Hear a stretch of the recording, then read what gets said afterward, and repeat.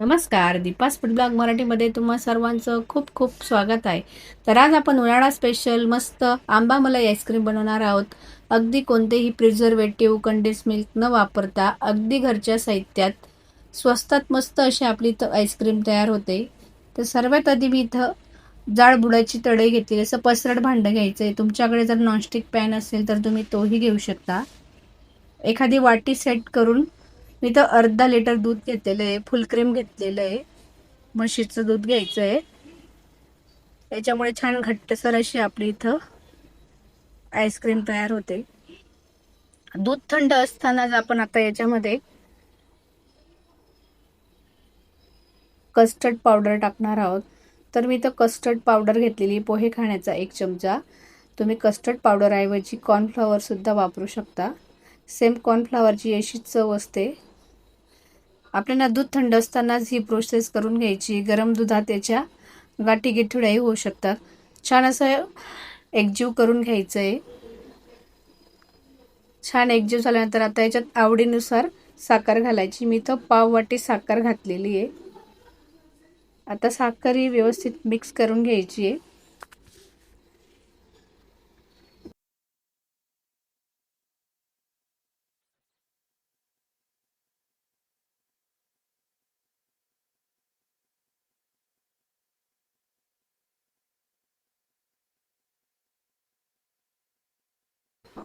आपण जी बाहेरची आईस्क्रीम आणतो ना, त्याच्यात रिफाईंड तेल, प्रिझर्वेटिव्ह, भरपूर सारे कैसे केमिकल्स वापरलेले असतात. पण आपण अगदी घरगुती साहित्यात आणि अगदी मलईदार अशी आपण इथं आईस्क्रीम बनवणार आहोत.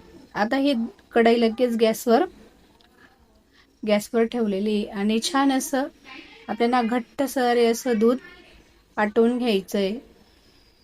आपण दुधाला छान हलवत राहायचं आहे. आपण जे आजूबाजूला जी मलाई जमा होते तीही लगेच खरवडून आतमध्ये टाकत राहायची. याच्यामुळे छान असा थिकनेस येतो. लगेच बनवायला अत्यंत सोपी आणि अगदी सुटसुटीत अशी रेसिपी आहे. एकदा जर तुम्ही ही आईस्क्रीम बनवली तर तुम्ही ही परत परत बनवाल. तुमच्याकडून बनवण्याचा मोह आवरला जाणार नाही. एकदा नक्की ट्राय करा. आता मी इथं आंबे घेताना इथं केसर नाही तर हापूस आंबा घ्यायचा आहे. मी इथं केसर आंबा घेतलेला आहे. अगदी चवीला गोड आणि रंगही सुरेख असतो केसर आंब्याचा. तर तुम्ही याऐवजी हापूसही वापरू शकता. आंबा छान आईस्क्रीम बनवण्याच्या आधी 1 ते 1.5 तास पाण्यामध्ये छान असा भिजत ठेवायचा आहे. याच्यात जी उष्णता असते ते कमी होते. आता आपण याची साल काढून घेणार आहोत. मी इथं मध्यम आकाराचे 3 आंबे घेतलेले आहेत. 3 आंब्यामध्ये तुम्हाला ही अगदी भरपूर अशी आईस्क्रीम तयार होते. आता गर काढताना तुम्ही तुमच्या पद्धतीने काढू शकतात. मी तर नेहमी याच पद्धतीने आंब्याचा गर काढायला सोपा जातो म्हणून मी हीच पद्धत वापरते. केसर आंब्याचा कलर आणि खायलाही अगदी चविष्ट असा आंबा असतो. हापूस आणि केसर हे 2च आंबे वापरायचे आहेत आईस्क्रीम करताना. तर चमच्याच्या साहाय्याने व्यवस्थित असा गर काढून घ्यायचा आहे. चमच्याने काढल्यामुळे व्यवस्थित असा आपला गर निघतो. आता लगेच इथं मिक्सरचं भांडं घेतलेलं आहे. त्याच्यामध्ये सर्व हा गर काढून घ्यायचा आहे. सर्व आंब्यांचा मी याच पद्धतीने गर काढून घेणार आहे.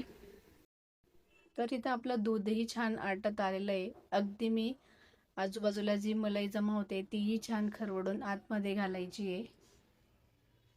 तर दूधही छान इथं घट्ट झालेलं आहे. दुधाला छान घट्ट पण आला की लगेच आपण इथं गॅस बंद करायचा आहे आणि याला थंड होऊ द्यायचं आहे. थंड झाल्यानंतरच आपण याचा वापर करणार आहोत. तर अगदी आपण मस्त असं क्रीमी आणि घट्टसर आपलं इथं हे दूध तयार झालेलं आहे. बाहेरची जी आईस्क्रीम मिळते ना त्याच्यामध्ये कॉर्नफ्लोअर किंवा याचाच वापर, कस्टर्ड पावडरचाच वापर केलेला होतं. आता गॅसने बंद केला आहे. पूर्ण आंब्याचा गरही काढून झालेला आहे. तर आपण लगेच तो एका मिक्सर जारमध्ये गर घालायचा आहे.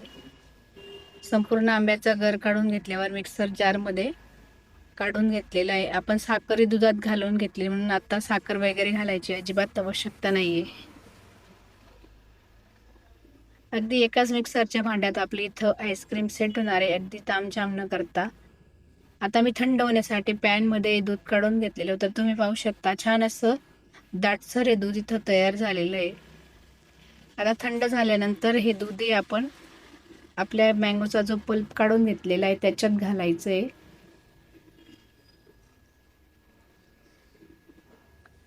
याच्यात जी आपली दुधावरची साय असते ना, आपण जी मँगो मलाई आईस्क्रीम म्हणतोय, या मलाईमुळे छान असं टेक्स्चर येतं. तर मी 2 दिवस साठवून ठेवलेली मलाई होती. मलाईमुळे अगदी छान क्रीमी असं लागतं. बाहेरची क्रीम वगैरे आणायची, व्हिप क्रीम वगैरे आणायची गरज नाही आहे. घरीच आपण घरगुती साहित्यात बनवतोय म्हणून. तर माझ्याकडे असा एक प्लॅस्टिकचा डब्बा आहे.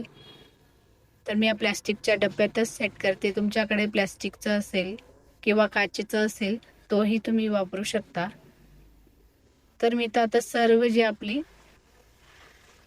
आपण जे मिश्रण तयार करून घेतले होते ते सर्व काढून घेतले. डब्बा छान सेट करायचा आहे. याच्यावर अजिबात बर्फाचे क्रिस्टल वगैरे तयार होत नाही. आणि आता हे 10 ते 12 तासांसाठी फ्रीझरमध्ये सेट होऊ द्यायचं आहे. आता मी दुपारी आईस्क्रीम केली होती म्हणून मी रात्रभरी फ्रीजमध्ये ठेवणार आहे.